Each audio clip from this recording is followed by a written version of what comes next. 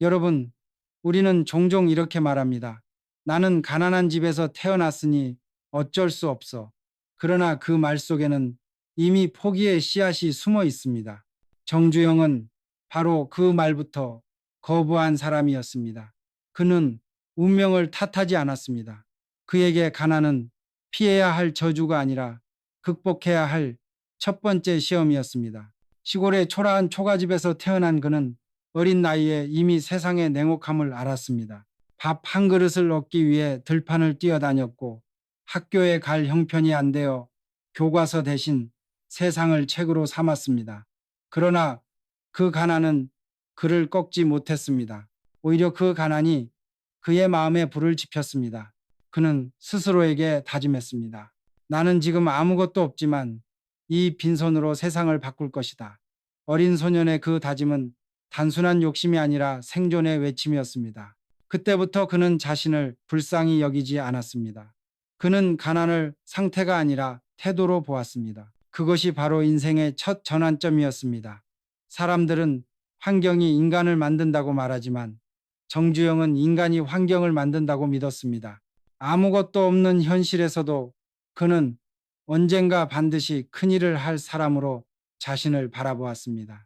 이 믿음이 훗날 수많은 실패를 견디게 한 뿌리였습니다. 그의 인생 초반은 말 그대로 생존의 역사였습니다. 새벽마다 엉거주춤하게 일어나 일을 도왔고 겨울이면 손끝이 갈라져 피가 나도 일을 멈추지 않았습니다. 하지만 그 고된 날들 속에서도 그는 스스로를 불쌍히 여기지 않았습니다. 그는 늘 말했습니다. 가난은 수치가 아니다. 가난을 당연하게 여기는 마음이 수치다. 그 한 문장은 그의 인생 전체를 요약한 철학이 되었습니다. 세상은 그를 가난한 소년으로 기억했지만 그는 자신을 미래의 부자로 상상했습니다. 이 상상이 바로 현실을 바꾼 첫 번째 힘이었습니다. 정주영이 어린 시절 자주 했던 습관이 하나 있습니다.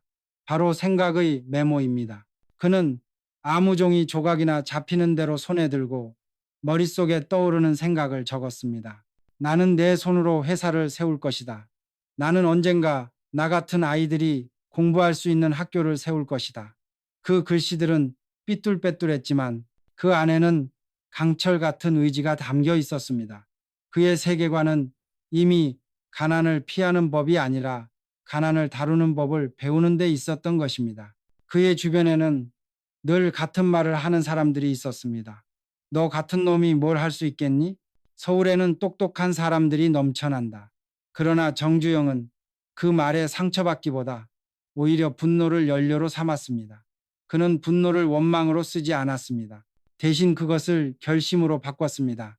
그 순간부터 그는 운명론자가 아니라 선택론자로 살았습니다. 가난을 운명이라 믿는 사람은 멈추지만 가난을 선택이라 생각하는 사람은 움직입니다. 그는 두 번째 부류였습니다. 그는 어린 나이에 깨달았습니다. 세상은 불공평하다. 그러나 그 불공평을 이유로 멈춘다면 결국 그 불공평이 영원해진다는 것을 그래서 그는 자신에게만이라도 정직했습니다. 나는 가난하다. 하지만 내 마음까지는 가난하지 않다. 이 문장이 그의 첫 번째 황금 규칙의 시작이었습니다. 그 규칙은 간단하지만 강력했습니다.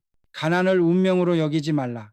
그것은 단순한 위로가 아니라 인생을 바꾸는 결단이었습니다. 우리가 흔히 말하는 부자의 정의는 돈이 많은 사람입니다. 그러나 정주영에게 부자는 태도의 문제였습니다. 부자는 돈이 아니라 마음의 방향에서 시작된다. 그가 말한 부의 정의는 이 한 문장에 담겨 있습니다. 그에게 불안, 자신의 한계를 의심하지 않는 태도였습니다. 세상이 안 된다고 말할 때 그는 된다라고 말하는 사람, 그것이 진짜 부자였습니다. 그는 어린 나이에도 생각의 빈곤이 얼마나 무섭다는 걸 알고 있었습니다. 실제로 그는 훗날 회고록에서 이렇게 말했습니다. 가난보다 더 무서운 것은 가난한 생각이다. 이 말은 단순한 인생 격언이 아니라 그가 삶으로 증명한 문장입니다. 생각이 가난하면 돈이 생겨도 가난하게 살고 생각이 부유하면 돈이 없어도 부자로 산다는 것. 그 철학이 그의 출발점이었습니다. 정주영의 어린 시절은 단순히 결핍의 시절이 아니었습니다. 그것은 내면의 근육을 단련한 시간입니다. 그 고통의 시간은 훗날 위기 속에서도 흔들리지 않는 강철 같은 심장을 만들었습니다. 그는 누구보다 많이 넘어졌고 누구보다 많이 일어섰습니다. 그의 삶의 궤적은 가난을 부정하는 것이 아니라 가난을 활용하는 법을 배운 과정이었습니다. 그가 훗날 말했습니다. 가난은 내 인생의 연료였다. 그 말 속에는 모든 것이 담겨 있습니다. 그는 가난을 증오하지 않았습니다. 오히려 그것을 불씨로 삼아 세상을 태웠습니다. 여러분, 우리가 흔히 생각하는 가난의 굴레는 사실 스스로 만든 것입니다. 정주영은 그 굴레를 끊어버린 첫 번째 사람 중 하나였습니다. 그리고 그는 이렇게 결론 지었습니다. 가난은 출발점일 뿐 종착점이 아니다.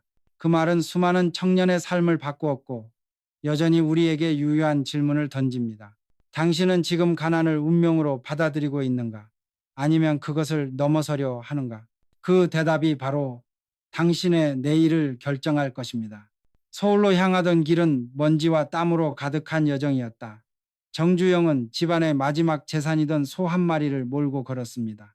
16의 나이에 그는 가난한 농가의 소년으로서 인생의 가장 큰 결단을 내린 순간이었습니다. 집에서는 반대가 거셌습니다. 그 소라도 남겨야 하지 않겠느냐. 그마저 팔면 우리는 굶어 죽는다. 그러나 그는 단호했습니다.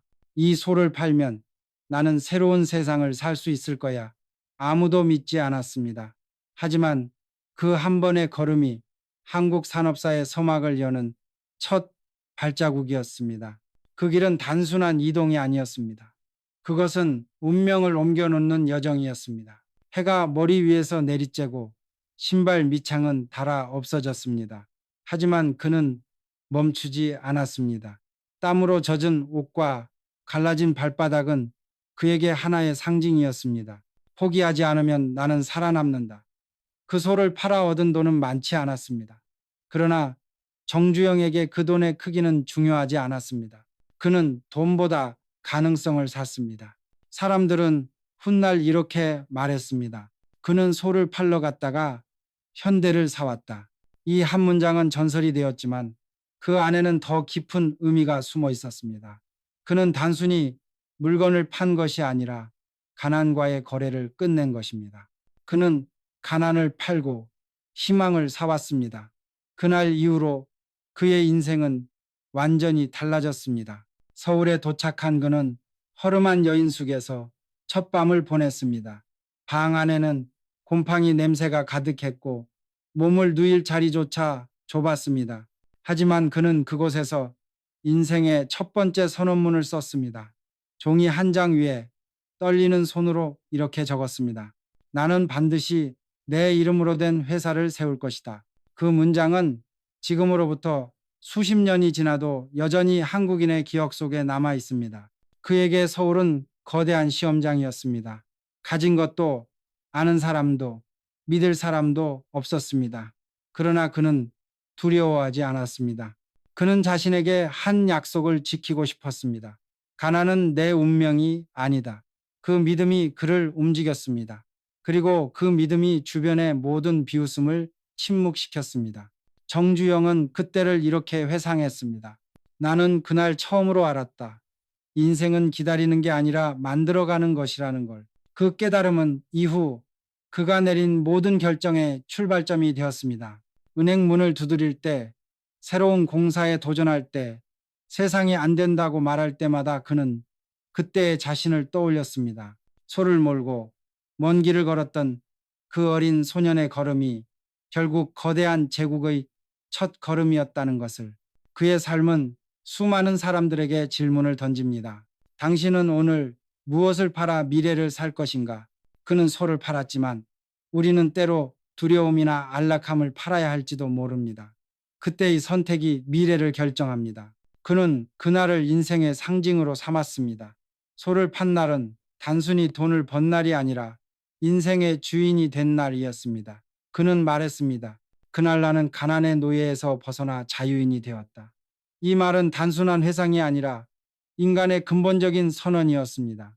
인생을 바꾸는 것은 거대한 사건이 아니라 단 하나의 결심이라는 것을 그는 몸으로 증명했습니다. 그리고 그는 그 결심의 불씨를 평생 꺼뜨리지 않았습니다. 훗날 현대를 세우고 수십만 명의 직원을 거느리게 되었을 때에도 그는 가끔 그날을 떠올렸습니다. 먼지 낀 시골길, 땀에 젖은 손, 그리고 불타는 눈빛. 그 모든 것이 지금의 자신을 만든 재료였습니다. 그는 마지막까지도 이렇게 말했습니다. 그날 내가 소를 팔지 않았다면 지금의 나도 없었을 것이다. 아르노, 그 말은 단순히 한 기업가의 회고가 아닙니다. 그것은 세상의 모든 청춘에게 건네는 메시지입니다. 기회는 거창하지 않다. 그것은 언제나 결심의 순간에 숨어 있다. 정주영이 소를 팔던 그날처럼 우리 역시 언젠가 결단의 순간을 맞이합니다. 그때 우리는 두려움과 안정을 맞바꿀 것인가? 아니면 불확실한 희망을 살 것인가? 그 선택이 바로 인생의 방향을 바꿉니다. 정주영은 일찍이 깨달았습니다. 부자가 되는 길은 돈에서 시작되지 않는다. 그것은 마음에서 시작된다. 그는 늘 말했습니다. 가난은 주머니가 아니라 머릿속에서 시작된다. 어릴 적부터 그는 돈보다 마음의 가난이 더 무섭다고 믿었습니다. 아무리 가진 것이 많아도 스스로를 초라하게 여기는 사람은 결국 가난하게 살 수밖에 없습니다. 반대로 아무것도 없어도 나는 할 수 있다는 확신이 있는 사람은 언젠가 길을 만들어냅니다. 그가 바로 그런 사람이었습니다. 그의 삶은 이 간단한 진리를 증명하는 여정이었습니다. 그는 어린 시절부터 늘 자신을 가난한 아이가 아니라 부자가 될 사람으로 상상했습니다. 하루 세 끼를 해결하기 어려워도 마음속에서는 이미 미래를 설계했습니다. 나는 반드시 큰일을 이룰 것이다. 그 한마디가 현실을 바꿨습니다. 주변의 사람들은 그를 비웃었지만 그는 그 비웃음을 연료로 삼았습니다. 남들이 불가능하다고 말할수록 그는 더 강해졌습니다. 서울에서의 삶은 험난했습니다. 배고픔, 추위, 그리고 끝없는 실패가 그를 시험했습니다. 그러나 그는 절망 대신 확신을 선택했습니다.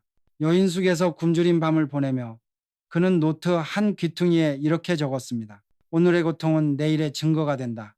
그 문장은 그의 정신을 붙잡는 신조가 되었습니다. 그는 세상에 불평하는 대신 자신에게 질문했습니다. 나는 지금 이 고통에서 무엇을 배우고 있는가? 이 질문이 바로 가난한 사람과 부자를 가르는 경계였습니다. 가난한 사람은 불만 속에 머물지만 부자는 그 불만 속에서 해답을 찾습니다. 정주영은 고통을 미워하지 않았습니다. 오히려 그것을 성장의 재료로 삼았습니다. 그가 말한 가난을 연료로 삼는다는 표현은 단순한 비유가 아니었습니다. 실제로 그는 실패할 때마다 더 큰 열정으로 다시 시작했습니다. 그가 자주 했던 말 중 하나는 이렇습니다. 불평하는 시간에 한 발자국이라도 더 걸어라. 그에게 부는 움직이는 사람에게만 주어졌습니다. 좌절 속에서도 멈추지 않는 자, 그것이 부자의 자격이었습니다. 세상은 늘 불공평하지만 정주영은 그 불공평을 탓하지 않았습니다. 그는 불공평한 세상을 활용했습니다. 남들이 포기한 자리에 그는 기회를 보았습니다. 남들이 끝났다고 말할 때 그는 이제 시작이다 라고 말했습니다. 이 마음가짐의 차이가 결국 운명을 갈랐습니다. 그는 가난한 사람의 공통점을 이렇게 말했습니다. 그들은 늘 말한다.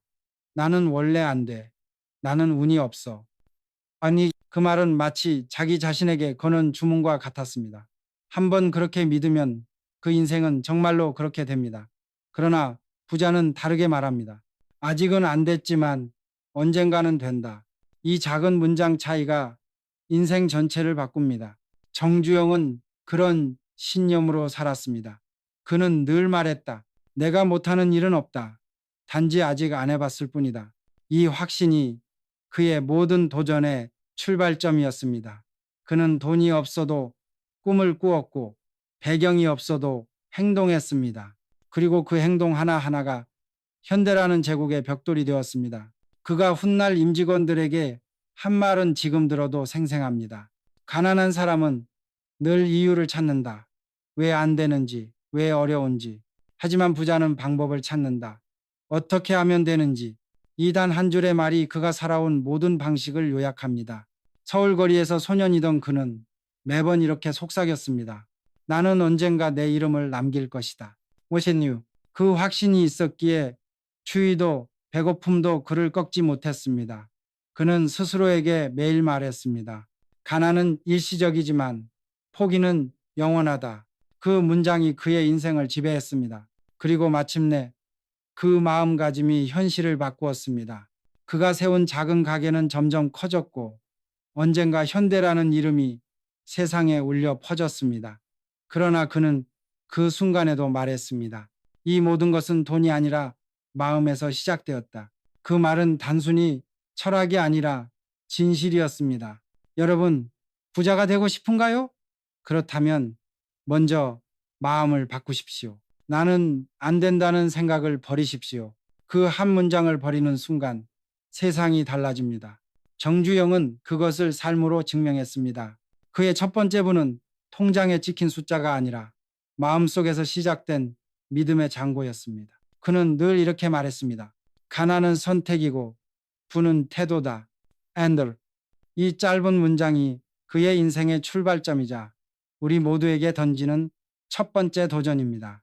정주영의 인생에서 가장 두드러진 특징 중 하나는 목표의 명확함이었다. 그는 늘 말했다. 목표 없는 하루는 모래알처럼 흩어진다. 그러나 목표가 있는 하루는 칼날처럼 집중된다. 그는 그 말 그대로 살았다. 서울에서 막 건설 일을 시작했을 때 그의 삶은 늘 불안정했다. 돈은 부족했고 기술은 미흡했다. 직원이라야 10명 남짓한 작은 조직이었다. 그러나 그가 가진 것은 분명한 목표 하나였다. 오늘의 공사는 반드시 끝낸다. 그 단순한 목표를 향해 하루하루를 쌓아갔다. 그 단순한 습관이 훗날 수천억 규모의 해외 공사로 이어졌다는 사실을 당시에 그는 상상조차 못했을 것이다. 그는 매일 아침 스스로에게 물었습니다. 오늘 반드시 이뤄야 할 한 가지는 무엇인가? 그 답을 종이에 적고 하루를 시작했습니다. 그 목표는 언제나 구체적이었습니다. 어떤 날은 은행에서 대출을 얻는 것이었고 어떤 날은 고객과의 약속을 지키는 일이었습니다. 때로는 직원들과 같은 밥을 먹으며 신뢰를 쌓는 것조차 목표가 되었습니다. 그는 거창한 꿈보다 행동 가능한 목표를 더 중요하게 여겼습니다. 그는 말했습니다. 목표는 내일의 꿈이 아니라 오늘의 행동 기준이다. 그 한 문장이 그의 성공 철학의 핵심이었습니다. 가난한 사람은 흔히 이렇게 말했습니다. 돈만 있으면 무엇이든 할 수 있다. 그러나 정주영은 그 반대로 믿었습니다. 목표가 분명하면 돈은 따라온다. 그에게 돈은 목적이 아니라 수단이었고 목표는 생존의 방향이었습니다. 그의 이러한 태도는 수많은 위기를 이겨내게 했습니다. IMF 외환위기 때 기업들은 무너졌고 거리에는 절망의 목소리가 넘쳤습니다. 그러나 정주영은 흔들리지 않았습니다. 그는 단호히 선언했습니다. 우리의 목표는 단 하나다. 현대는 결코 쓰러지지 않는다.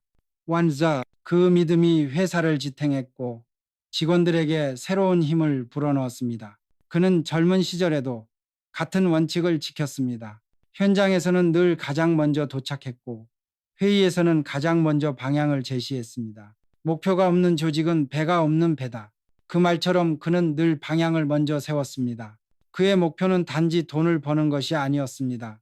그의 진짜 목표는 세상에 없는 것을 만드는 것이었습니다. 그는 불가능을 현실로 바꾸는 데서 기쁨을 느꼈습니다. 그래서 사람들이 이건 안 된다고 말할 때 그는 오히려 미소 지었습니다. 안 된다고? 그럼 내가 해보지. 이 한마디가 그의 모든 결정을 이끌었습니다. 그의 인생에서 목표는 단순한 계획이 아니라 신념의 증거였습니다. 그는 어떤 상황에서도 목표를 포기하지 않았습니다. 설령 실패하더라도 다음 날엔 다시 새로운 목표를 세웠습니다. 그는 말했습니다. 포기란 목표가 없는 자의 변명이다. 쌤, 이 말은 지금도 한국의 수많은 젊은이들에게 남은 유산입니다. 목표를 세우는 일은 단순해 보이지만 그것이 인생의 전부였습니다. 정주영은 늘 직원들에게 이렇게 물었습니다. 오늘 당신의 목표는 무엇인가? 처음에는 다들 막연한 대답을 했습니다. 매출을 올리는 것, 조직을 강화하는 것, 전략을 세우는 것. 그러자 그는 고개를 저었습니다. 그건 꿈이지 목표가 아니다. 목표는 오늘 바로 행동할 수 있는 것이다.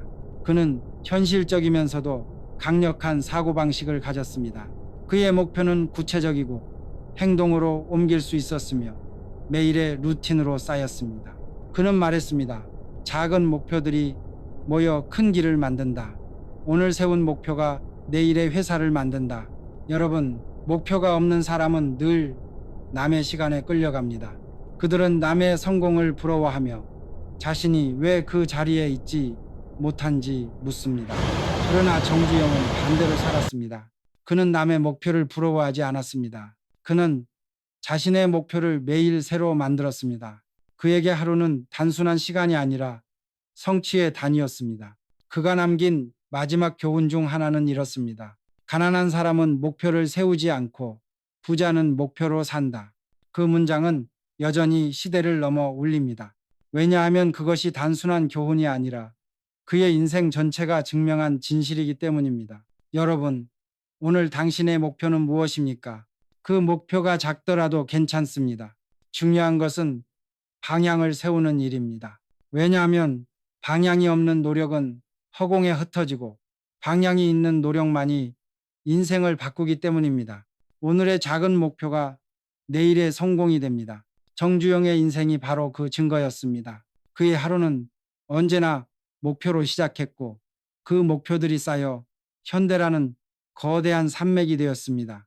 그는 말했습니다. 목표가 없는 인생은 가난할 수밖에 없다. 하지만 목표가 있는 인생은 이미 절반은 부자다. Now, 정주영은 생각보다 행동이 빠른 사람이었다. 그는 늘 말했다. 생각만 하는 사람은 평생 가난하고 행동하는 사람은 결국 부자가 된다. 그에게 성공이란 단순히 운이 좋았던 결과가 아니라 행동이 만들어낸 필연이었다. 젊은 시절 그는 수많은 사람들을 보았다. 그들은 술자리에서 큰 소리 쳤다. 나도 언젠가 큰 사업을 할 거야. 나도 부자가 될 거야. 하지만 그들의 입에서 나온 말은 다음 날이면 흔적도 없이 사라졌다. 그들은 계획만 세우고 움직이지 않았다. 반면 정주영은 달랐다. 그는 생각한 즉시 행동했다. 서울에 막 올라왔을 때 그는 아무 연고도 자본도 없었다. 남의 집 머슴살이부터 시작했지만 그는 그 안에서도 미래를 설계했다. 언젠가 내 이름으로 된 가게를 열겠다. 그러나 그는 그 꿈을 내일로 미루지 않았다. 그날 바로 새벽에 일어나 마당을 쓸고 주인의 일을 대신하고 밤에는 쓰러질 때까지 일했다. 그에게 내일이란 존재하지 않았다. 오직 오늘뿐이었다. 그는 말했습니다. 내일로 미루는 사람은 평생 가난하다. 부자는 오늘 실행한다. 그 단호한 신념이 그를 평생 움직이게 한 원동력이었다. 그의 인생에서 즉시 행동은 수많은 기적을 만들어냈다. 현대건설의 첫 해외 공사를 수주했을 때 그는 경험도 부족했고 기술도 미흡했다. 외국의 발주처는 냉정하게 말했다. 이건 불가능합니다. 하지만 그는 회의실에서 100번의 설명 대신 현장으로 달려갔다. 직접 모래를 퍼나르고 시멘트를 섞고 손에 흙을 묻혔다. 그 모습을 본 발주처는 놀랐다. 정 회장, 왜 직접 이런 고된 일을 하십니까? 그는 웃으며 대답했다. 이것이 우리가 할 수 있다는 증거입니다. 그 한 번의 행동이 모든 말을 대신했다. 그날 이후 그 회사는 현대를 신뢰하기 시작했다. 그는 직원들에게도 같은 말을 반복했다. 생각보다 행동이 앞서야 한다. 작은 일이라도 당장 해라. 레저, 그는 작은 행동의 힘을 누구보다 잘 알았다. 책상 앞에서 고민하는 1시간보다 몸을 움직이는 10분이 더 큰 변화를 만든다는 걸 깨달은 사람이었다. 그가 중동에서 공사를 하던 시절 갑작스러운 장비 고장이 발생했다. 기술자들은 입을 모아 말했다. 부품을 구하려면 한 달은 걸립니다. 이번 공사는 끝났습니다. 그 순간 정주영은 결정을 내렸다. 기다릴 수 없다. 직접 만들자. 그는 밤새 철공소를 찾아다니며 대체 부품을 제작했고 직원들과 함께 손수 장비를 고쳤다. 결국 단 하루 만에 공사는 다시 시작될 수 있었다. 발주처 관계자는 놀라 물었다. 어떻게 이렇게 빠르게 대응할 수 있었습니까? 그는 미소 지으며 답했다. 우리는 생각보다 행동이 빠릅니다. 그 짧은 한마디는 그의 인생을 대표하는 문장이 되었다. 그는 또 이렇게 말했다. 망설임은 실패보다 위험하다. 그에게 망설임은 기회의 적이었다. 많은 사람이 실패를 두려워하지만 그는 반대로 생각했다. 망하더라도 해보자. 이 단순한 태도가 결국 부자와 가난한 사람을 갈랐다. 가난한 사람은 실패를 두려워하며 언젠가를 기다리지만 부자는 오늘 바로 행동하며 실패를 자산으로 바꾼다. 그의 인생에는 언젠가라는 단어가 없었다. 그는 직원들에게도 항상 말했다. 오늘 할 수 있는 일을 내일로 미루지 마라. 작은 행동이 회사를 바꾸고 결국 세상을 바꾼다. 그가 세운 현대는 바로 이 철학의 산물이었다. 정주영은 즉시 실행이 단지 빠른 결정의 문제가 아니라 믿음의 표현이라고 보았다. 즉시 행동하는 사람은 스스로를 믿는다. 반면 주저하는 사람은 자신을 의심한다.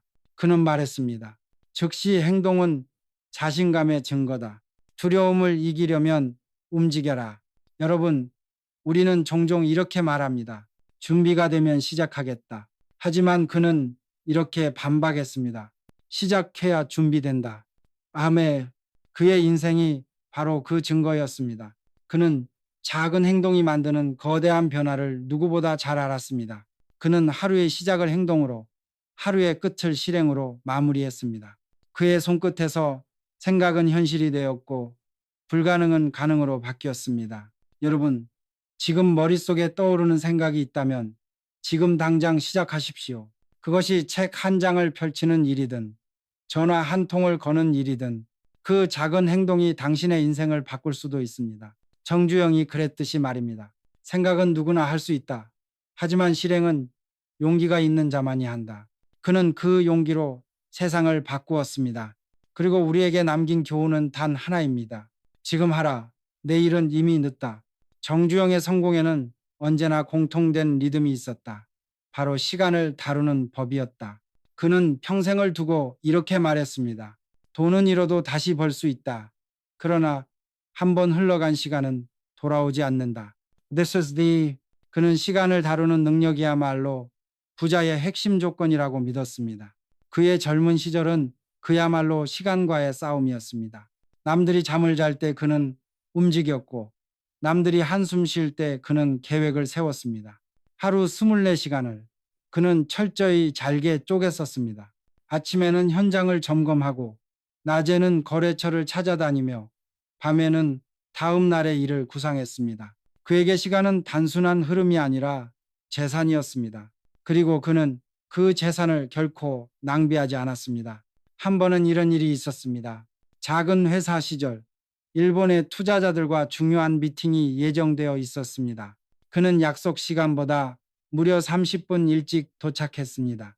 그런데 놀랍게도 일본 측은 이미 그보다 먼저 와 있었습니다. 그들은 웃으며 말했습니다. 정 사장, 당신은 믿을 수 있는 사람입니다. 시간을 존중하는 사람은 계약도 지킨다. 안다. 그날의 미팅은 결국 성공적으로 끝났고 그 거래는 현대의 성장을 견인하는 결정적 기회가 되었습니다. 그때 그는 확신했습니다. 시간을 지키는 자는 신뢰를 얻고 신뢰는 곧 돈으로 이어진다. 정주영은 시간을 바라보는 눈이 달랐습니다. 그에게 시간은 단순한 시계의 초침이 아니라 기회의 길이었습니다. 그 길을 놓치면 다시는 같은 순간이 오지 않는다는 것을 그는 너무도 잘 알고 있었습니다. 그래서 그는 늘 직원들에게 말했습니다. 오늘의 일은 오늘 끝내라. 내일로 미루면 내일은 이미 늦는다. 그의 사무실에는 벽에 커다란 글씨로 이렇게 적혀 있었다고 합니다. 오늘이 마지막 날처럼 일하라. 그는 시간 관리의 본질을 집중이라 정의했습니다. 많은 사람은 바쁘게 움직이지만 정작 아무것도 이루지 못합니다. 그 이유는 단순합니다. 집중하지 않기 때문입니다. 그는 말했습니다. 시간은 양이 아니라 밀도다. 한 시간을 제대로 쓰면 하루가 달라진다. 하월이 그는 짧은 회의를 선호했습니다. 보고는 간결했고 회의는 항상 정시에 시작해 정시에 끝났습니다. 그 덕분에 현대는 약속을 지키는 회사라는 명성을 얻었습니다. 그 명성은 결국 신뢰를 만들었고 신뢰는 곧 돈이 되었습니다. 그가 중동의 사막에서 공사를 진행하던 시절 한 번은 발주처가 일정을 앞당기겠다고 통보했습니다. 모두가 불가능하다고 했습니다. 정 회장, 이건 기적이 아니면 안 됩니다. 그러나 그는 태연히 말했습니다. 기적은 시간 속에서 만들어진다. 시간을 우리 편으로 만들면 된다. 그는 즉시 24시간 교대 근무제를 도입했습니다. 낮에는 낮의 팀이, 밤에는 밤의 팀이 공사를 이어갔습니다. 잠을 줄이고 절차를 단축하고 효율을 극대화했습니다. 결과는 놀라웠습니다. 그들은 예정된 날짜보다 오히려 며칠 빨리 공사를 마쳤습니다. 발주처는 감탄했습니다. 어떻게 이런 일이 가능합니까? 정주영은 웃으며 대답했습니다. 시간을 관리한 것이 아니라 시간을 지배했기 때문입니다. 그는 시간을 단순히 관리하는 것에 그치지 않았습니다. 그는 시간을 통제했습니다. 그에게 시간은 적이 아니라 동료였습니다. 그는 말했습니다. 가난한 사람은 시간을 적으로 두고 부자는 시간을 친구로 둔다. 그 문장은 그의 인생을 관통하는 핵심 원리였습니다. 정주영은 직원들에게 자주 이렇게 물었습니다. 지금 당신의 한 시간은 어디로 흘러가고 있나? 그 질문에 답할 수 없는 직원은 반드시 변화를 요구받았습니다. 그는 이렇게 덧붙였습니다. 시간을 잃는 것은 돈을 잃는 것보다 더 무섭다. 왜냐하면 돈은 다시 벌 수 있지만 시간은 절대 되돌릴 수 없기 때문이다. 그의 시간 철학은 결국 인생 철학이었습니다. 그는 하루에 1분 1초를 의미 있게 쓰기 위해 노력했습니다. 일터에서뿐 아니라 삶에서도 마찬가지였습니다. 그는 가족과 식사할 때조차 이 시간은 다시 오지 않는다는 말을 자주 했습니다. 그에게 시간은 단순한 계산의 단위가 아니라 인생의 진짜 통화였습니다. 그는 마지막까지도 이 원칙을 잊지 않았습니다. 병상에서도 오늘 내가 할 수 있는 일은 무엇인가를 스스로에게 물었다고 합니다. 그가 세상을 떠난 후에도 그의 책상 위에는 한 문장이 남아 있었습니다. 시간을 다스리는 자, 세상을 다스린다. 여러분, 부자가 되고 싶은가요? 그렇다면 먼저 시간을 다스리십시오. 당신이 시간을 다스리지 않으면 시간이 당신을 다스릴 것입니다. 가난한 사람은 시간을 낭비하며 내일을 기다리지만 부자는 시간을 붙잡고 오늘을 만듭니다. 정주영이 남긴 이 교훈은 단순한 사업의 철칙이 아니라 인생의 진리입니다. 그는 시간을 재산으로 바꾸었고 그 재산으로 세상을 움직였습니다. 그리고 우리에게 이렇게 남겼습니다. 시간은 금이 아니다. 시간은 생명이다. 아랫 그 말이 바로 그가 평생 실천한 6번째 황금 규칙의 결론이었다. 정주영은 늘 사람을 운명이라 불렀다. 돈보다 더 위험하고 더 위대한 힘을 가진 것이 바로 인간관계라고 그는 믿었다. 그는 말했다. 돈은 잃어도 다시 벌 수 있지만 잘못된 사람을 곁에 두면 인생 전체를 잃는다. 그의 인생에서 사람을 고르는 일은 단순한 경영의 문제가 아니라 생존의 전략이었다. 그는 젊은 시절부터 사람을 보는 눈을 길렀다. 머리 좋은 사람보다 끝까지 남을 사람을 고르는 법을 배웠다. 능력 있는 사람은 많다. 그러나 끝까지 버티는 사람은 드물다. 이 말은 그가 임직원들에게 평생 강조한 철학이었다. 그의 삶을 보면 인연 하나가 회사를 세우고 또 하나가 회사를 위기에서 구했다. 어느 날 그는 은행 대출을 받기 위해 찾아갔다. 한 은행원은 냉정하게 말했다. 정 사장, 담보도 없고 보증도 없습니다. 이건 무모한 일입니다. 그의 눈빛은 냉담했다. 그 순간 정주영은 깨달았다. 이 사람은 현실만 보고 가능성은 보지 못하는 사람이다. 그는 그런 사람을 곁에 두지 않았다. 반면 또 다른 은행원은 그의 말을 끝까지 듣고 이렇게 말했다. 정 사장, 당신은 무모합니다. 그러나 당신의 눈빛은 진심입니다. 내가 믿어보겠습니다. 그 한마디가 회사를 살렸다. 그 인연은 이후 수십 년간 이어져 위기 때마다 서로를 지탱하는 힘이 되었다. 정주영은 이 일화를 자주 회상하며 말했다. 사람을 만날 때 나는 그의 말보다 눈을 본다. 두려움이 아닌 확신이 있는 눈을. 그는 사람의 재능보다 믿음을 봤다. 믿음이 없는 재능은 오래가지 못하고 믿음이 있는 평범함은 끝내 놀라운 결과를 만든다고 믿었다. 그가 회사를 이끌던 시절, 현대에는 수많은 젊은 인재들이 모였다. 그러나 그 중에는 반드시 회사를 위해서가 아니라 자신을 위해 일하는 자도 있었다. 정주영은 그들을 단번에 알아봤다. 그는 말했다. 함께 가는 길에서 이기심은 모래와 같다. 조금만 바람이 불어도 모두 흩어진다. 그는 동료를 가족처럼 대했지만 원칙은 냉철했다. 거짓말을 한 사람, 책임을 회피한 사람, 자기 이익만 챙긴 사람은 그가 아무리 유능하더라도 곁에 두지 않았다. 신뢰가 무너진 순간 모든 것은 끝이다. 그 한마디로 그는 회사를 지탱했다. 그의 인간관계 철학은 단순했다. 나를 끌어내리는 사람과는 단 하루도 함께하지 마라. 그는 늘 자신보다 더 큰 꿈을 꾸는 사람, 자신보다 더 열심히 사는 사람을 곁에 두었다. 그것이 곧 자신을 끌어올리는 길이었기 때문이다. 그는 말했다. 편안한 사람보다 불편하지만 성장시키는 사람을 택하라. 중동의 사막에서 공사를 하던 시절, 그는 수많은 위기 속에서도 직원들을 하나로 묶었다. 폭풍이 불고 장비가 멈춰도 그는 외쳤다. 우리가 서로 믿지 않으면 아무것도 할 수 없다. 이 사막은 우리를 쓰러뜨릴 수 없다. 원, 그의 그 말 한마디가 팀을 일으켰다. 그는 사람을 단순한 노동력으로 보지 않았다. 그들에게 신뢰를 주었고 그 신뢰가 곧 힘이 되었다. 그는 직원들에게 자주 물었다. 이 사람은 위기 앞에서 도망칠 사람인가? 아니면 함께 버틸 사람인가? 그 질문이 곧 인사 기준이었다. 위기 앞에서 웃는 사람, 실패 앞에서 다시 일어서는 사람, 그런 사람만이 끝까지 남을 수 있었다. 그는 훗날 이렇게 회고했다. 나를 떠난 사람보다 끝까지 남은 사람들에게 감사한다. 그들이 나를 부자로 만든 진짜 이유였다. 그는 돈보다 사람을, 계약보다 신뢰를 더 중요하게 여겼다.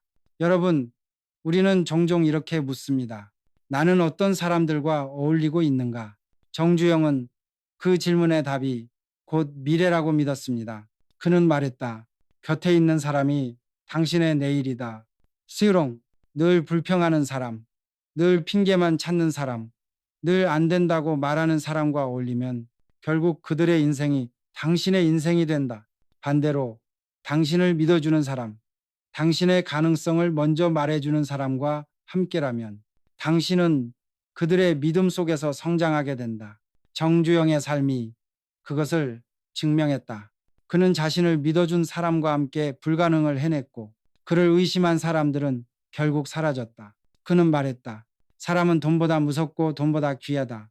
그 말은 단순한 교훈이 아니라 그가 전 생애로 얻은 결론이었다. 여러분의 곁에 있는 사람을 돌아보십시오. 그들은 당신을 앞으로 이끌고 있습니까? 아니면 뒤로 끌어내리고 있습니까? 그 대답이 바로 당신의 미래입니다. 정주영의 삶은 위기와 기회가 공존한 여정이었다. 그는 언제나 말했습니다. 위기는 피하는 것이 아니라 이용하는 것이다. 이 말은 단순한 경영 철학이 아니라 그가 몸으로 증명한 생존의 법칙이었습니다. 그는 평생 수많은 위기를 맞았습니다. 자금난, 실패한 계약, 외환 위기, 그리고 끝없는 비난까지.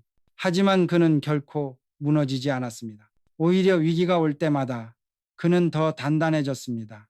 그에게 위기는 종말이 아니라 다음 단계로 가는 시험이었습니다. 1970년대 초 그는 조선업에 뛰어들겠다고 선언했습니다. 당시 세상은 그를 비웃었습니다.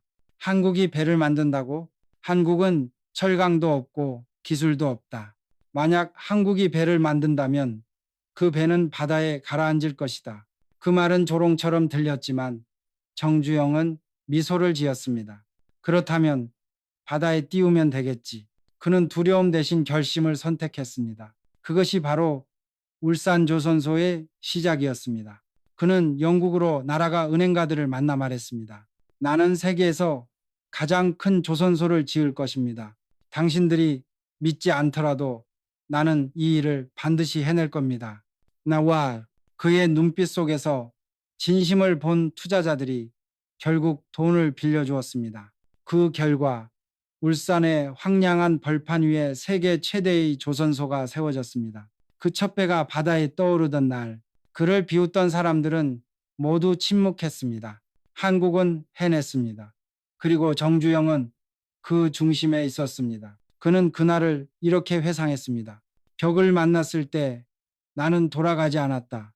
그 벽을 부수거나 그 위를 넘거나 아니면 그 벽에 문을 만들었다. 그의 인생은 이 한 문장으로 요약됩니다. IMF 외환 위기가 닥쳤을 때 그는 이미 노년이었습니다. 많은 기업들이 무너졌고 거리에는 절망이 가득했습니다. 그러나 그는 그때조차 말했다. 지금이야말로 우리가 더 강해질 기회다. 그는 기업을 살리기 위해 자신의 사재를 털어 넣었습니다. 그리고 임직원들에게 외쳤습니다. 두려워하지 마라. 이 위기를 견디면 다음 세대는 더 강해질 것이다. 아우즈, 그의 그 믿음이 현대를 지탱했고 한국 경제를 되살리는 불씨가 되었습니다. 정주영은 위기를 단 한 번도 피하지 않았습니다. 그는 위기를 만나면 오히려 웃었습니다. 왜냐하면 그는 알고 있었습니다. 모든 위기는 끝이 아니라 시작이다. 그는 실패를 두려워하지 않았습니다. 실패는 곧 배움의 또 다른 이름이었습니다. 그가 젊은 시절 한 번은 큰 계약을 잃었을 때 직원들이 모두 떠났습니다. 남은 돈도 남은 희망도 없었습니다. 그러나 그는 그날 밤 이렇게 적었습니다. 나는 지금 쓰러지지 않는다. 나는 다시 세워지고 있다. 그날 이후 그는 다시 발로 뛰었고 신뢰를 회복했고 회사를 다시 일으켜 세웠습니다. 그는 말했다. 진짜 위기는 돈이 없는 것이 아니라 마음이 꺾이는 것이다. 그의 이 말은 오늘날에도 여전히 유효합니다. 세상은 언제나 우리를 시험합니다. 누군가는 그 속에서 주저앉고 누군가는 그 속에서 길을 찾습니다. 정주영은 후자였습니다. 그는 중동 사막의 모래폭풍 속에서도 포기하지 않았습니다. 거대한 바람이 불어와 자재가 날아가고 장비가 파손되었을 때 모두가 멈춰야 한다고 말했습니다. 그러나 그는 외쳤습니다. 멈추지 마라. 이 바람은 우리를 시험하는 것이다. 오늘 견디면 내일은 우리 것이다. 그 말에 직원들은 다시 일어섰고 그 공사는 결국 성공적으로 끝났습니다. 그는 늘 위기의 해석을 달리했습니다. 가난한 사람은 위기 속에서 자신의 운명을 탓하지만 부자는 그 속에서 배울 것을 찾습니다. 이 위기에서 나는 무엇을 배울 수 있는가? 그 질문이 그의 모든 선택을 바꿨습니다. 그의 인생은 끝났다는 순간마다 새로 시작되었습니다. 그는 위기 속에서 사업을 키웠고 위기 속에서 세상을 배웠습니다. 그가 말한 여섯 번째 황금 규칙의 진짜 의미는 이것이었습니다. 위기는 나를 부수기 위해 오는 것이 아니라 나를 단련시키기 위해 온다. 알바, 여러분, 지금 당신이 마주한 어려움이 있습니까? 그것이 바로 당신의 기회입니다. 정주영이 가르쳐 준 대로 두려움을 믿음으로 바꾸십시오. 그 순간 당신의 인생은 이미 새로운 길 위에 서 있을 것입니다. 좋다. 이 위기가 나를 더 강하게 만들 것이다. 그는 언제나 그렇게 말했고 그 말대로 살았다. 정주영은 평생을 두고 돈은 강물이다 라고 말했다. 그는 돈을 움켜쥐는 사람을 두려워했고 돈을 흐르게 하는 사람을 존경했다. 그에게 진정한 부자란 돈을 모으는 사람이 아니라 돈이 일하게 만드는 사람이었다. 그의 첫 사업은 작은 쌀가게였다. 매일 쌀을 팔아 그날의 생계를 겨우 이어가는 일상이었다. 주변 사람들은 충고했다.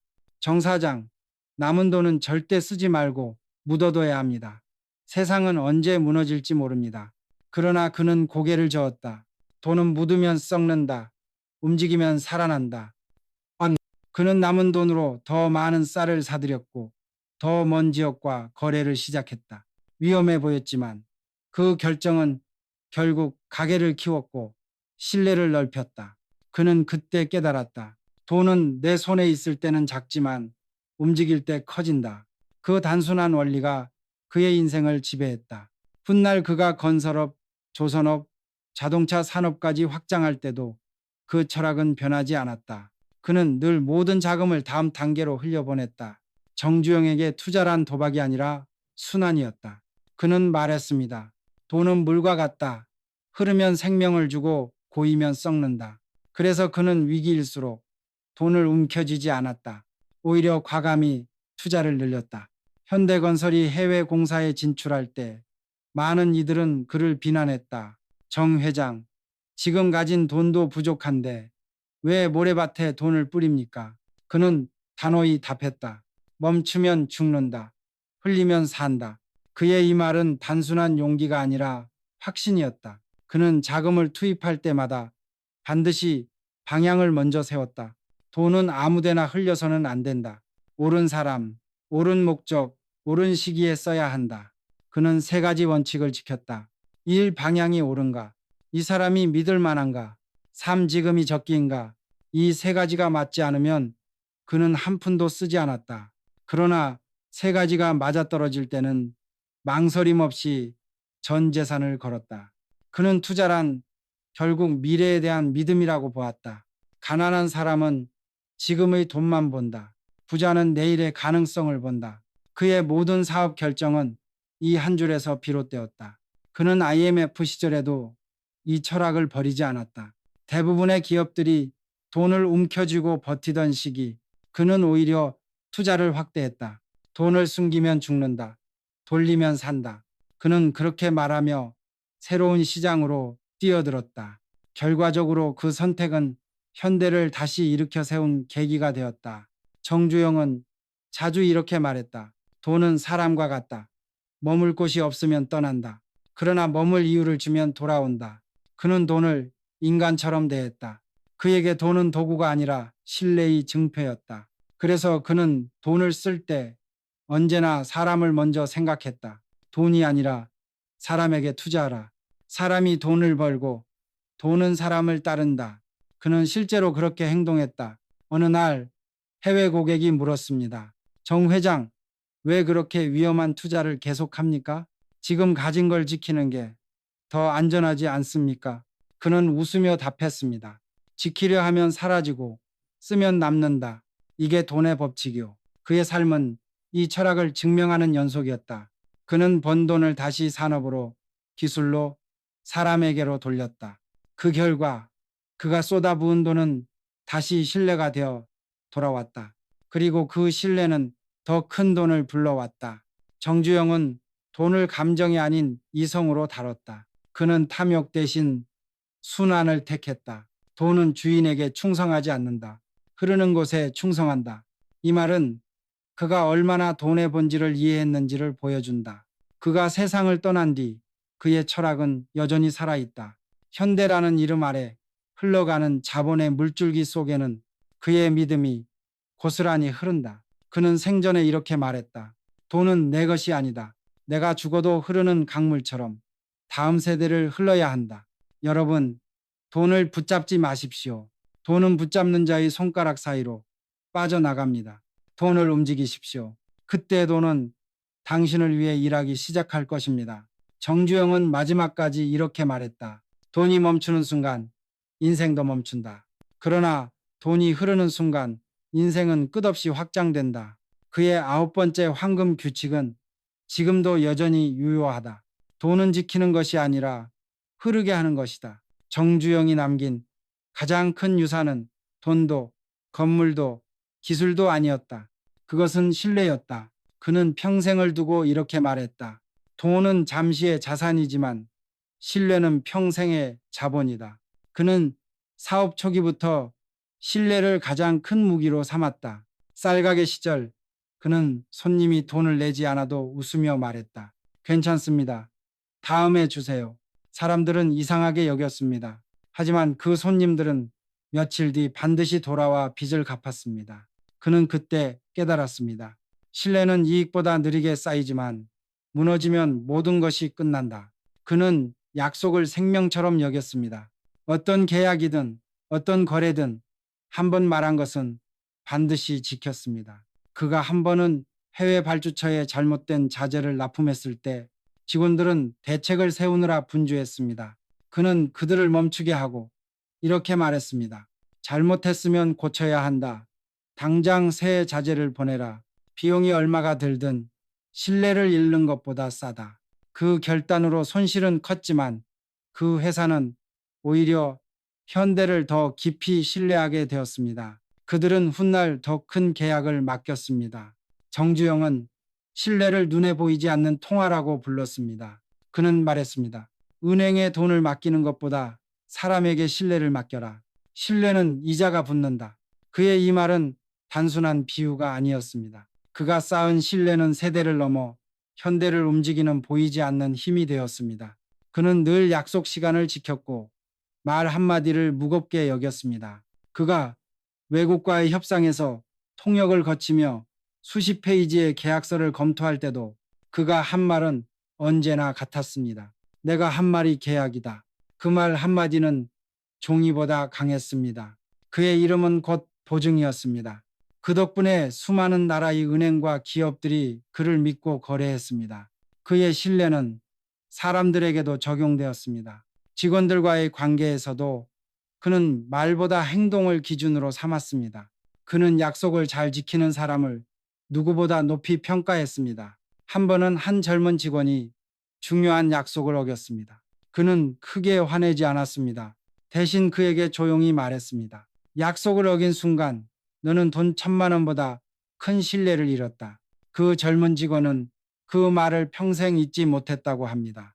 정주영에게 신뢰는 성공의 비밀이자 도덕의 실체였습니다. 그는 말했습니다. 신뢰를 잃은 분은 모래 위의 성이다. 이 문장은 지금도 현대의 사운으로 남아 있습니다. 그는 기업의 규모보다 그 기업의 신뢰 총량을 중요하게 여겼습니다. 그 신뢰가 있으면 위기에서도 버티고 신뢰가 없으면 풍요 속에서도 무너진다는 것을 그는 수없이 경험했습니다. 그의 신뢰 철학은 결국 인생 철학이었습니다. 그는 사람들에게 신뢰를 주는 것을 두려워하지 않았습니다. 왜냐하면 그는 믿음이 결국 자신에게 돌아온다는 것을 알았기 때문입니다. 그는 말했다. 사람을 믿으면 열의 9은 배신당한다. 그러나 단 한 명이 진심으로 보답할 것이다. 그 한 명이 회사를 일으킨다. 그는 배신을 두려워하지 않았습니다. 그는 신뢰를 투자했고 그 결과 수많은 사람들의 마음을 얻었습니다.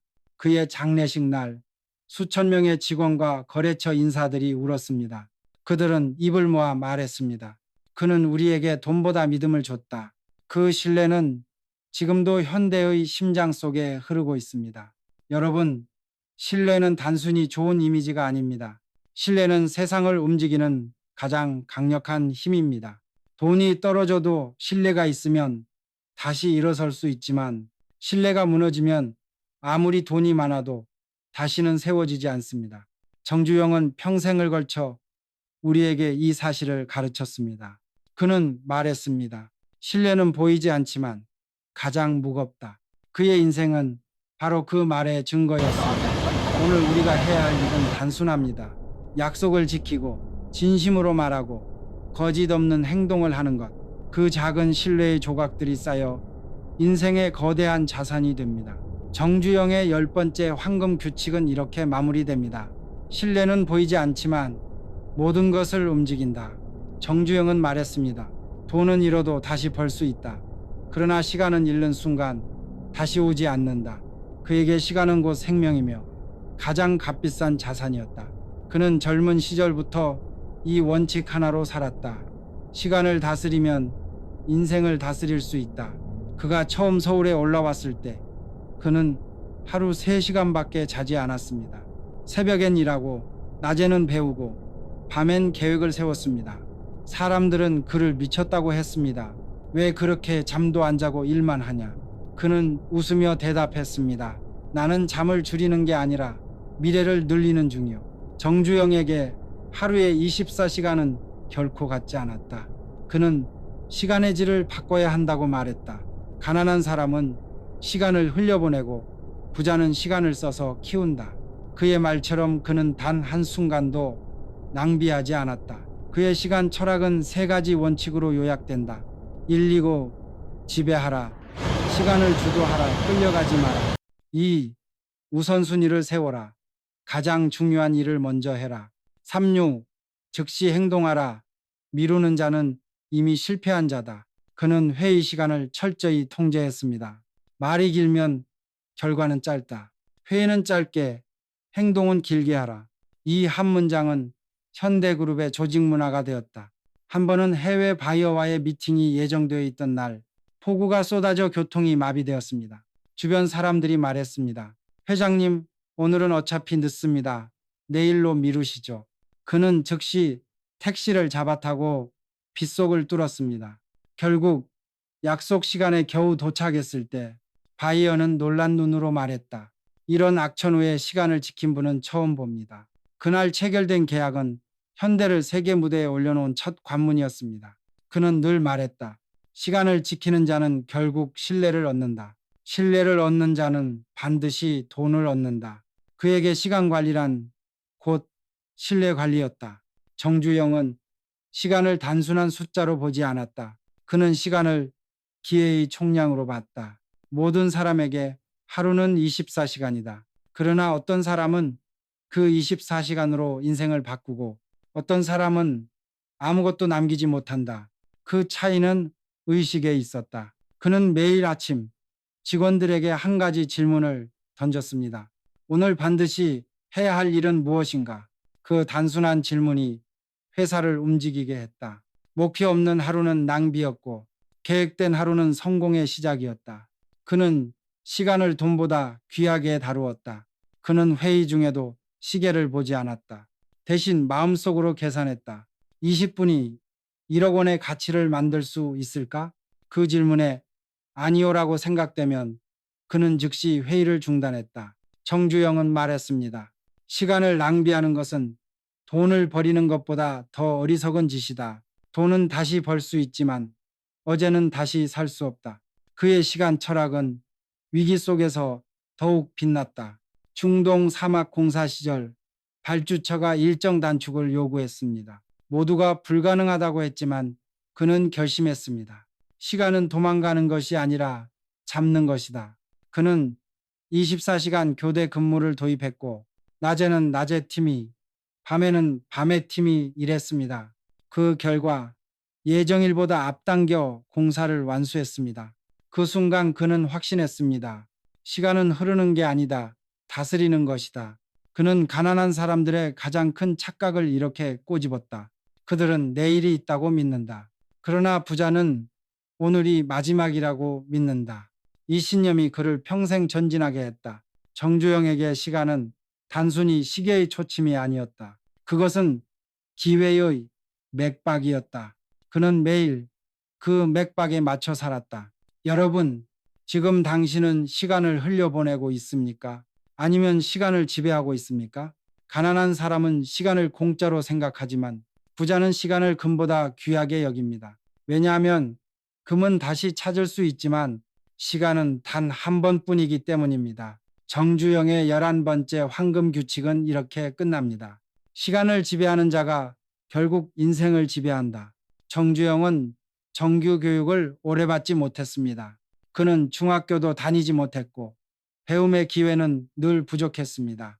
그러나 그는 결코 자신을 무지의 틀 안에 가두지 않았습니다. 그는 이렇게 말했습니다. 학교가 나를 가르치지 않아도 세상은 나를 가르쳐 주었다. 그는 삶 전체를 배움의 장으로 삼았습니다. 시장에서 만난 상인에게서 거래의 법칙을 배우고 건설 현장의 인부에게서 노동의 가치를 배웠습니다. 책보다 사람에게서 더 많은 것을 배웠고 실패에서 교과서보다 더 큰 진리를 얻었습니다. 그가 젊은 시절 사업을 시작했을 때 영어 한마디 할 줄 몰랐습니다. 하지만 그는 세계로 나가야 했습니다. 그는 회의 자리에서 외국인들이 웃을 때 무슨 말인지 몰라 그저 따라 웃는 자신이 부끄러웠다고 고백했습니다. 그날 밤 그는 결심했습니다. 언젠가 그들의 말을 이해하고 그들의 언어로 내 꿈을 말하겠다. 그는 나이가 들고도 영어를 배우기 시작했습니다. 문법이 틀리고 발음이 엉망이었지만 그는 멈추지 않았습니다.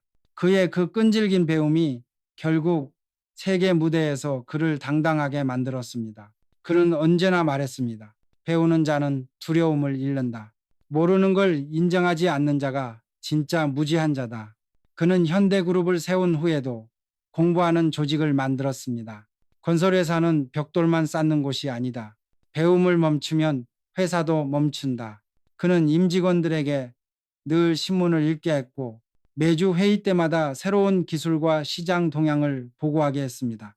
그는 말했다. 우리가 기술을 배우지 않으면 기술이 우리를 버릴 것이다. 그의 배움은 단지 사업을 위한 수단이 아니었다. 그는 배움을 인생의 태도로 삼았다. 그는 나이 들어서도 젊은이들에게 물었습니다. 너는 요즘 무엇을 배우고 있나? 대부분의 청년들이 대답하지 못했을 때 그는 이렇게 말했다. 배우지 않으면 늙는 게 아니라 멈추는 것이다. 정주영에게 배움은 도전과 같았다. 그는 새로운 일을 시작할 때마다 항상 이건 아직 배워야 할 일이다. 라고 했다. 그에게 실패란 무능의 증거가 아니라 배움의 증거였다. 나는 실패할 때마다 배웠다. 그리고 그 배움이 나를 더 강하게 만들었다. 그는 IMF 위기 이후 다시 회사의 근본을 점검하며 말했다. 이제는 기술을 배우고 세계를 배워야 한다. 배움이 없는 나라는 결국 사라진다. 그의 이 말은 지금의 한국 산업계를 예언한 듯한 문장으로 남았다. 정주영은 배움을 미래를 준비하는 가장 값싼 투자라고 했다. 그는 직원들에게 늘 이렇게 말했다. 책 한 권을 읽는 건 주식 1000주를 사는 것보다 낫다. 왜냐하면 주식은 떨어질 수 있지만 배움은 결코 떨어지지 않는다. 그는 배움을 통해 두려움을 이겼고 두려움을 이겨서 세상을 바꾸었다. 그는 세상이 아무리 변해도 공부하는 사람은 망하지 않는다고 믿었다. 정주영의 삶은 배움의 연속이었고 그 배움이 곧 성장의 연료였다. 그는 말했습니다. 나는 돈이 없었지만 배우려는 마음 하나는 누구보다 부자였다. 여러분, 지금 당신은 무엇을 배우고 있습니까? 나이가 많다고, 시간이 없다고, 머리가 둔하다고 말하며 스스로에게 멈춤을 허락하고 있지 않습니까? 정주영은 그렇게 말했습니다. 배우지 않는 순간 인생은 정지된다. 새로운 걸 배우는 순간 인생은 다시 시작된다. Zero. 그의 12번째 황금 규칙은 단순하지만 세상에서 가장 강력한 문장으로 요약된다. 배움을 멈추는 순간 인생은 멈춘다. 정주영의 인생을 관통하는 마지막 핵심은 나눔이었다. 그는 부자가 된 이유를 이렇게 설명했다. 나는 돈을 모으기 위해 일하지 않았다. 사람을 살리기 위해 일했다. 그에게 불안 단순히 잔고의 숫자가 아니라 얼마나 많은 사람을 돕고 변화시켰는가로 정의되었다. 그는 이렇게 말했다. 돈은 쌓을수록 썩는다. 그러나 흘려보내면 새 생명을 만든다. 그는 가난했던 시절에도 나눔을 멈추지 않았다. 쌀 한 대를 구하기도 힘들던 어린 시절, 그는 밥 한 공기를 이웃과 나누며 말했다. 이건 내가 베푸는 게 아니라 세상이 나를 기억하게 하는 일이다. 그 소년의 마음이 훗날 현대 정신의 뿌리가 되었다. 사업이 번창하고 나서도 그는 변하지 않았다. 돈은 내 것이 아니다. 나는 다만 잠시 맡아두었을 뿐이다. 안드라우, 그는 수많은 장학재단을 세우고 병원과 학교를 짓고 IMF 때는 개인 재산을 털어 국가 부채를 갚는 데 기부했다. 그때 사람들은 놀랐다. 회장님, 그 돈이면 회사 여러 개를 살릴 수 있습니다. 그는 조용히 대답했다. 나라가 무너지면 회사도 없다. 나라가 살아야 모두가 산다.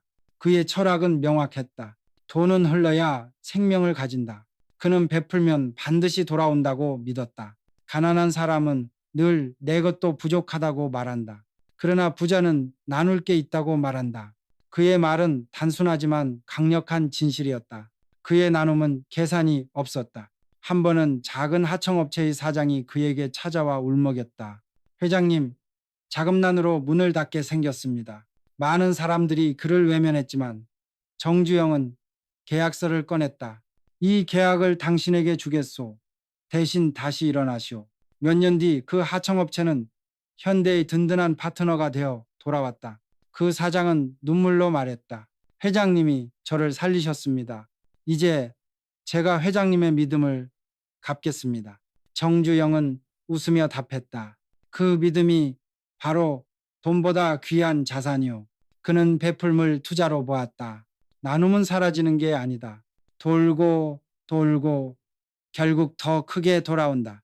그는 나눔의 순환이 회사를 성장시키고 사회를 풍요롭게 한다는 걸 직접 증명했다. 그는 직원들에게 자주 말했다. 우리가 번 돈은 우리만의 돈이 아니다. 그것은 세상과 나누기 위해 생긴 돈이다. 이 철학은 현대의 문화가 되었다. 현대의 기부, 장학사업, 복지제도 모두 그의 철학에서 시작되었다. 그는 베푸는 부자로 기억되길 원했다. 그는 말했습니다. 진짜 부자는 통장을 가진 사람이 아니라 누군가의 눈물을 닦아줄 수 있는 사람이다. 정주영은 베풀면서도 결코 생색을 내지 않았다. 그는 이름을 새기지 않았고 사진을 남기지 않았다. 그는 말했다. 베품은 보여주는 게 아니라 쌓이는 것이다. Now, 그의 도움을 받은 수많은 사람들은 훗날 사회 곳곳에서 그 정신을 이어갔다. 그는 한 사람을 도왔지만 결국 세대를 바꿔놓았다. 그는 또한 이렇게 말했다. 돈을 주는 건 쉬워도 마음을 주는 건 어렵다. 그러니 돈을 줄 땐 마음을 함께 줘라. 그 말은 나눔의 본질을 꿰뚫는 철학이었다. 여러분, 당신이 가진 것이 많든 적든 상관없습니다. 나눌 수 있는 마음 하나가 있다면 이미 당신은 부자입니다. 정주영의 13번째 황금 규칙은 이 한 문장으로 요약된다. 주는 자만이 진짜 부자다. 그의 인생은 이 문장의 증거였다. 그가 떠난 뒤에도 그의 나눔은 여전히 세상을 움직인다. 그가 세운 학교에서, 그가 도운 병원에서 그의 정신은 여전히 사람들을 살리고 있다. 그는 마지막까지 이렇게 말했다. 내가 떠나도 내가 나눈 것은 남는다. 그의 베품은 단순한 선행이 아니라 세상을 다시 돌아가게 하는 연료였다. 주는 자만이 진짜 부자다. 그의 목소리는 지금도 그렇게 우리 귀에 들려온다. 정주영이 평생을 걸쳐 증명한 마지막 진리는 단 하나였다. 포기하지 않으면 반드시 길이 열린다. 그는 이 말을 구호로 외친 적이 없었다. 대신 인생 전체로 그 말을 살아냈다. 그의 어린 시절은 절망의 연속이었다. 가난 때문에 학교를 포기해야 했고 쌀 한 대를 구하기 위해 온 가족이 일해야 했다. 그러나 그는 결코 멈추지 않았다. 그는 말했다. 나는 가진 게 없었지만 멈추지 않는 마음 하나는 누구보다 많았다. 그의 첫 장사는 망했고 두 번째 시도도 실패했다. 하지만 그는 실패를 끝으로 보지 않았다. 그는 실패를 다음 시도의 시작이라 불렀다. 실패는 나를 멈추게 하지 않았다. 오히려 나를 단련시켰다. 그의 끈기는 기적을 만들어냈다. 그는 조선소를 세우려 했을 때 세상 모든 은행이 그를 거절했다. 한국에서 배를 만든다고요? 그건 불가능합니다. 수십 번, 수백 번의 거절. 그는 좌절하지 않았다. 그는 수첩에 빽빽이 적어두었다. 오늘 거절한 사람, 내일은 나를 부러워할 것이다. 그는 영국의 은행가를 만나기 위해 직접 문을 두드렸고 그들이 냉소할 때마다 이렇게 말했다. 당신들은 내 눈에 미래를 보지 못하지만 나는 내 눈으로 미래를 보고 있다. 결국 단 한 명이 그를 믿었다. 그 한 명이 세상을 바꿨다. 그 한 명이 울산 조선소를 가능하게 했다. 그는 그렇게 말했다. 끈기는 운명보다 강하다. IMF 외환위기 때도 그는 포기하지 않았다. 기업들이 줄줄이 쓰러지고 투자자들이 등을 돌릴 때 그는 직원들을 모아놓고 말했다. 두려워하지 마라. 우리가 끝까지 버티면 세상은 다시 우리를 부를 것이다. 그는 마지막까지 회사의 이름을 지키려 했다. 그리고 결국 그 믿음은 현실이 되었다. 정주영의 끈기는 단지 인내가 아니었다. 그것은 끝까지 행동하는 힘이었다. 그는 말했다. 끈기는 기다림이 아니라 다시 일어서는 용기다. 그에게 포기란 단어는 존재하지 않았다. 그는 쓰러져도 다시 일어났고 문이 닫히면 벽을 부수거나 새 문을 만들었다. 그의 이런 철학은 수많은 위기 속에서 현대를 구했다. 중동 사막에서 모래 폭풍이 불어 공사가 중단되었을 때 모두가 절망했지만 그는 외쳤다. 우리는 멈추지 않는다. 이 사막의 바람이 우리를 꺾을 수 없다. 그 한마디에 직원들의 눈빛이 바뀌었다. 그리고 그들은 다시 삽을 들었다. 그 공사는 완벽하게 완수되었다. 그는 그날 일기를 이렇게 남겼다. 포기하지 않는 자만이 새벽을 본다. 그는 자신의 생을 끝까지 행동의 연속으로 만들었다. 병약한 노년에도 그는 새 사업 부상을 놓지 않았다. 사람들이 만류하자 그는 웃으며 말했다. 내가 멈추면 현대도 멈춘다. 그에게 나이는 핑계가 아니었다. 나이는 숫자다. 포기하는 순간에 진짜 늙는다. 한이어 정주영은 끝까지 불가능을 가능으로 바꾼 사람이었다. 그는 실패를 두려워하지 않았다. 실패는 과정일 뿐 포기가 진짜 실패였다. 그는 말했다. 10번 실패해도 한 번 성공하면 그 10번의 실패는 성공의 일부가 된다. 그의 마지막 인터뷰에서 기자가 물었다. 회장님, 성공의 비결은 무엇입니까? 그는 잠시 침묵하다가 미소를 지었다. 비결은 없다. 그저 포기하지 않았을 뿐이다. 그의 말은 단순했지만 그 안에는 평생의 진리가 담겨 있었다. 그는 누구보다 많이 넘어졌고 누구보다 많이 일어섰다. 그것이 곧 정주영이었다. 여러분, 지금 어떤 시련 속에 있더라도 절대 멈추지 마십시오. 당신이 걸음을 멈추는 순간 인생은 멈춥니다. 하지만 한 걸음만 더 내딛는 순간 세상은 당신에게 길을 내줄 것입니다. 정주영의 14번째 황금 규칙.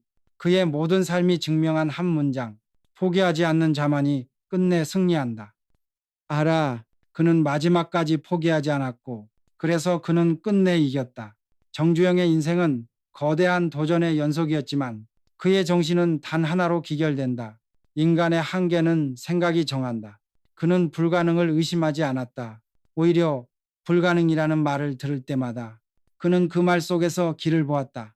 그가 남긴 발자취는 단순한 기업가의 성공이 아니었다. 그는 시대의 경계를 넘어선 창조자였다. 그는 가난 속에서 출발했지만 그 가난을 에너지로 삼았다. 그는 실패를 두려워하지 않았고 매번 무너질 때마다 새로운 산업을 세웠다. 자동차, 조선, 건설, 금융, 교육, 그의 손이 닿은 모든 분야가 한국의 미래가 되었다. 그는 늘 말했다. 나는 기적을 만든 게 아니다. 그저 남들이 포기한 일을 끝까지 밀어붙였을 뿐이다. 그의 인생에는 평탄한 길이 없었다. 그는 수없이 넘어지고 거절당하고 비웃음을 샀다. 그러나 그는 그 모든 비웃음을 연료로 삼았다. 그는 자신을 비웃던 세상에 이렇게 속삭였다. 좋다. 두고 보자. 내가 증명하겠다. 그리고 그는 증명했다. 그가 만든 조선소는 세계 최대가 되었고 그가 세운 자동차 회사는 전 세계 도로를 달렸다. 그가 그린 산업 지도는 불가능의 나라라 불리던 한국을 기회의 나라로 바꿔놓았다. 그는 말했습니다. 가난은 나를 가르쳤고 실패는 나를 단련시켰다. 그 두 가지가 없었다면 나는 아무것도 배우지 못했을 것이다. 그의 삶은 언제나 행동하는 신념으로 움직였다. 그는 계획보다 먼저 뛰었고 머리보다 손으로 세상을 바꾸었다. 그는 사무실보다 현장에서 시간을 보냈고 손에 흙을 묻히며 사람들과 함께 일했다. 그는 성공이란 손의 온도에서 나온다고 믿었다. 그의 가장 유명한 일화 중 하나가 있다. 소팔로 서울 간 청년. 그는 집안의 마지막 소 한 마리를 몰고 서울까지 걸어가 팔았다. 그리고 그 돈으로 인생을 바꿨다. 사람들은 그를 두고 이렇게 말했다. 그는 소를 팔고 현대를 사왔다. 그날 이후 그 문장은 그의 전설이 되었다. 정주영의 이야기는 한 개인의 성공담이 아니라 한 세대의 정신이다. 그는 단지 돈을 번 사람이 아니라 절망 속에서도 길을 찾는 법을 보여준 사람이었다. 그가 가르친 12가지 황금 규칙은 지금도 수많은 사람들의 좌우명이 되었다. 그는 떠나기 전 아들들에게 이렇게 말했다. 나는 돈을 남기고 싶지 않다. 내가 남기고 싶은 건 정신이다. 가난을 두려워하지 말고 포기를 두려워하라. 그의 마지막 날까지 그는 일궈낸 것들을 자랑하지 않았다. 그저 담담히 말했다. 나는 아직도 배가 완성되지 않았다고 생각한다. 그 말은 미완의 인간, 끊임없이 나아가는 인간의 진심이었다. 그는 세상을 떠난 뒤에도 여전히 움직이는 사람으로 남았다. 그의 정신은 현대라는 이름으로 그리고 수많은 젊은이들의 마음속에서 살아있다. 그는 실패 앞에서도 웃을 줄 아는 법을 가르쳤고 고난 속에서도 기회를 보는 눈을 남겼다. 그의 생애는 거대한 교과서이자 인간은 생각한 대로 된다는 명언의 증거였다. 오늘날 한국의 산업, 기업, 그리고 젊은 세대가 도전을 이야기할 때마다 그 이름은 다시 불린다. 정주영. 그는 신화가 아니라 믿음과 실행으로 쓴 현실의 전설이었다. 그가 남긴 마지막 문장은 그의 모든 철학을 압축한다. 해보기 전에는 아무도 모른다. 그는 그 문장을 말로만 남기지 않았다. 그는 그것을 삶으로 써내려간 사람이다. 그리고 오늘 우리가 그를 기억하는 이유는 단 하나다. 그의 삶은 우리 모두에게 이렇게 말하기 때문이다. 가난도, 실패도, 두려움도 상관없다. 단 한 번이라도 끝까지 가본 사람만이 인생을 바꾼다. 그는 떠났지만 그의 불씨는 아직 꺼지지 않았다. 그 불씨는 여전히 우리 안에서 타오르고 있다. 정주영의 인생은 가난에서 출발해 불가능을 현실로 바꾼 인간 의지의 역사였다. 그는 가난은 운명이 아니라 선택이라 믿었고 목표를 세우고 즉시 행동하며 시간을 지배했다. 그는 신뢰를 쌓고 돈을 흐르게 하며 사람을 올바르게 선택했다.